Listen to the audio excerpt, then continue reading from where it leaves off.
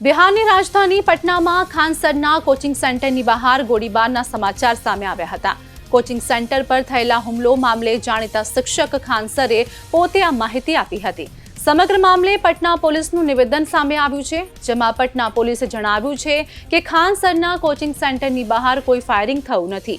પટના પોલીસે એક સત્તાવાર નિવેદન જારી કરીને જણાવ્યું હતું કે મંગળવારે લગભગ રાત્રે 10 વાગે કદમકુવા પોલીસ સ્ટેશનના અધિકાર ક્ષેત્ર હેઠળ આવતા ખાન ગ્લોબલ સ્ટડીઝ કોચિંગ સેન્ટરમાં કેટલાક લોકો દ્વારા પથ્થરમારો અને તોડફોડ કરી હોવા અંગે માહિતી મળી હતી। રાત્રે મળેલી માહિતી મુજબ પોલીસની ટીમ તાત્કાલિક ઘટના સ્થળે પહોંચી હતી।